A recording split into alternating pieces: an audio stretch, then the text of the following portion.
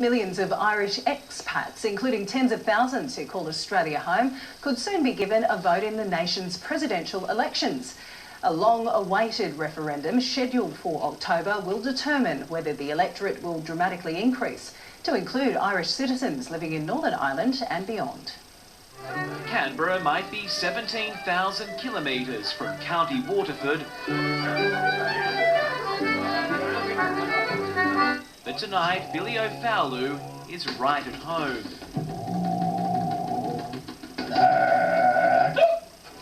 Helping locals brave the thunder words of an Irish classic.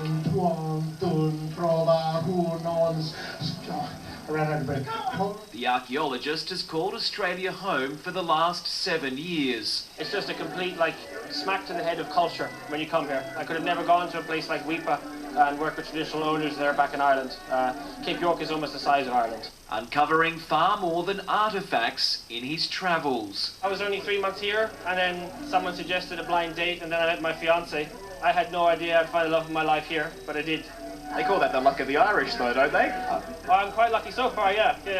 If a long-awaited referendum succeeds in October, he could be among 100,000 non-resident citizens living in Australia given the right to vote in Ireland's presidential elections. We think it's perfectly appropriate and indeed desirable that those 3.6 million citizens who live outside the Republic should have a role to play in deciding who is our first citizen, that person who best embodies who we are as a people. The move, which would almost double the size of the nation's electorate, is part of a plan to double Ireland's sphere of influence by 2025, including here in Australia and the Pacific Islands. And a lot of them have voiced a concern that with Britain leaving the European Union, a critically important interlocutor for them in Brussels in terms of their relationship with the European Union, that we are more than willing to step into that void and be that friend, be that ally.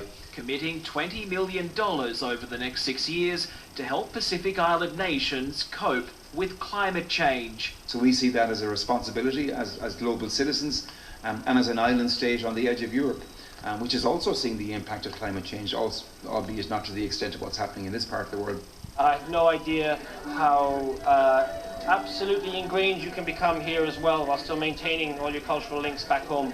Point to right. It's a similar story for Australian-born Liz Gregory. Oh, very good. Following in the footsteps of her dance instructor mum, who migrated to Australia. I love it. As soon as I hear the music, I just feel completely at home. And do you think your mum would be proud of you? She would love it, because that was her whole life. Lives and legacies spanning both sides of the globe. Brett Mason, SBS World News.